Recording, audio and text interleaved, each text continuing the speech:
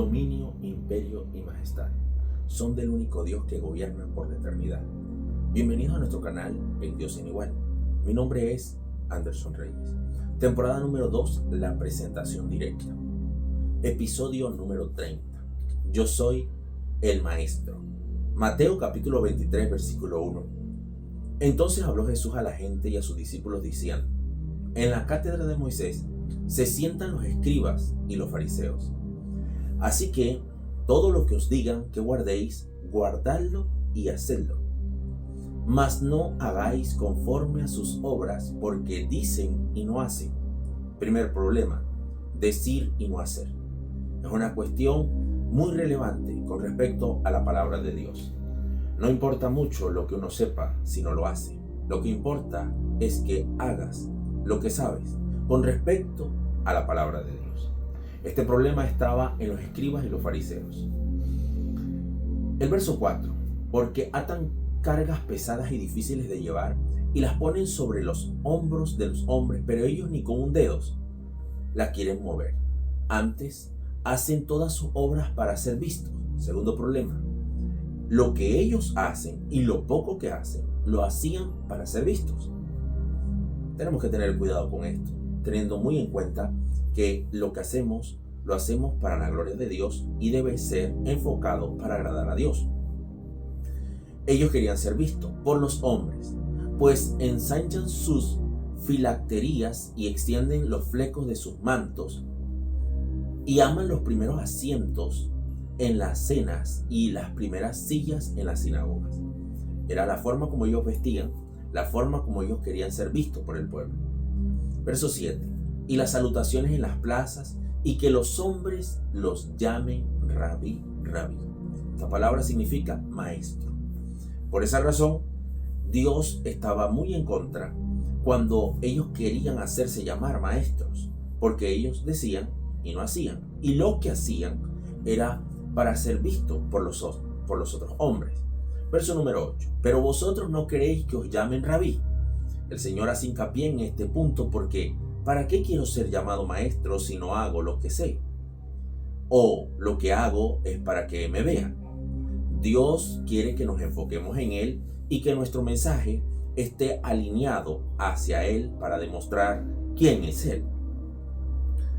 Y es aquí donde Jesús dice: porque uno es vuestro maestro, el Cristo, y todos vosotros sois hermanos. Esta palabra, si se toma directamente así como se oye, entonces no existirían más maestros. Pero Dios hace referencia, antes de decir estas palabras, a aquellas personas que querían ser vistos por los demás, aquellos que decían pero no hacían. Un maestro no es el que sabe, sino el que enseña con sus acciones lo que sabe. El versículo 10: ni se hay llamados maestros. El Señor vuelve nuevamente en el versículo 10 a decirle: no se hay llamados maestros. Dice: porque uno es vuestro maestro, el Cristo. Él mismo hace referencia y habla de él refiriéndose como maestro. Pero en Proverbio capítulo número 27, verso 2, dice: alábete el extraño y no tu propia boca, el ajeno y no los labios tuyos. Proverbio nos enseña con claridad que la alabanza de una persona no puede salir de su propia boca, tiene que salir del extraño, de otra persona. Esto era lo que hacían los fariseos y los escribas. Ellos se llenaban la boca diciendo que eran maestros y querían ser llamados maestros. Y Jesús dice: no, uno es el maestro, el Cristo. En Hebreos 13:1, había entonces en la iglesia que estaba en Antioquía profetas y maestros. Entonces nos damos cuenta, no es que Dios descalifica esta posición, sino que con respecto a los escribas y fariseos, ellos no eran maestros, sino que simplemente eran personas que buscaban gloria, una gloria que es ficticia, que no es buena. Ellos buscaban ser reconocidos, mas no vivían lo que decían.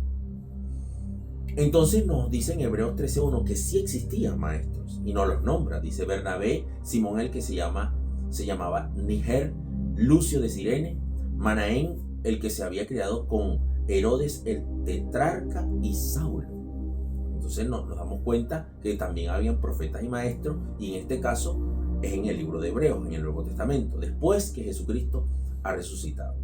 Primera de Corintios capítulo 12, versículo 28.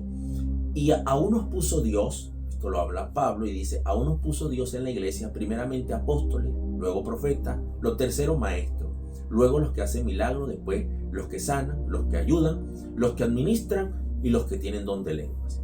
Hay una clasificación de personas que existen en la iglesia, y sí existen los maestros, está colocado por Dios, instituido por Él. Pero aquellas personas que simplemente dicen y no hacen, o lo hacen para ser vistos, Dios dice, no seáis llamados maestros. Y también tenemos que tener en cuenta que los maestros son puestos por Dios. Dios es el que coloca esa maestría espiritual. Es el quien coloca ese don de enseñanza. Ahora, muy bien, teniendo en cuenta esto, Dios coloca maestros y hombres que administran. En Santiago capítulo 3, verso 1, hermanos míos, no os hagáis maestros muchos de vosotros. No es lo mismo que Dios instituya un maestro dentro de la iglesia a que yo personalmente quiera hacerme maestro. Hay una gran diferencia en ello. Segunda de Pedro capítulo 2, verso 1, pero hubo también falsos profetas entre el pueblo, como habrá entre vosotros falsos maestros. Entonces nos damos cuenta que este problema de los falsos maestros sigue estando latente. Por esa razón hay que estar muy pendiente con las enseñanzas que recibimos, con las cosas que obtenemos, con la información. Tenemos que verificarla las escrituras. Mateo capítulo 26, versículo 18. Y él dijo, id a la ciudad a cierto hombre y decidle, el maestro dice. El Señor le habla a sus discípulos y él se hace referencia a sí mismo diciendo, el maestro dice. Y él manda a sus apóstoles colocando el título de maestro sobre sí mismo. Es el único que podía hacerlo, obviamente. Lucas 6, versículo 40. El discípulo no es superior a su maestro, mas todo el que fuere perfeccionado será como su maestro. Es Dios quien perfecciona las almas.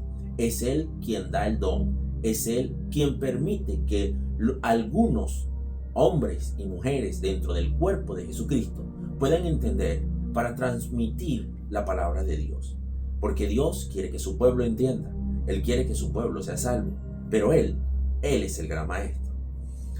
Y el capítulo 13 del libro de Juan, en el versículo 13, Jesús dice así, vosotros me llamáis maestro y señor, y decís bien, y aquí es donde Él se presenta, porque lo soy. Vuelvo y repito, Jesús dijo, me llamáis maestro y señor, y decís bien, porque lo soy. Y Él hace un reclamo a aquellos que toman a Jesús como su maestro. Y Él dice, pues si yo el maestro y el Señor y el maestro he lavado vuestros pies, vosotros también debéis lavaros los pies los unos a los otros. Él da una orden, porque Él sabe que esta decisión que es ser un maestro, no es simplemente tener conocimiento, es poner en práctica. Y por eso Él coloca este mandato sobre sus discípulos y le dice, si yo lavé los pies siendo el gran maestro y ustedes quieren ser maestros, se quieren parecer a su maestro, entonces también deben lavar los pies. Un símbolo de humillación, un símbolo de humildad, es lo que Dios nos pide. Así que en 1 Timoteo capítulo 2 versículo 7, para esto Pablo habla a Timoteo, para esto yo fui constituido predicador y apóstol. Digo verdad en Cristo, no miento. Y mire lo que dice Pablo, y maestro de los gentiles en fe y verdad.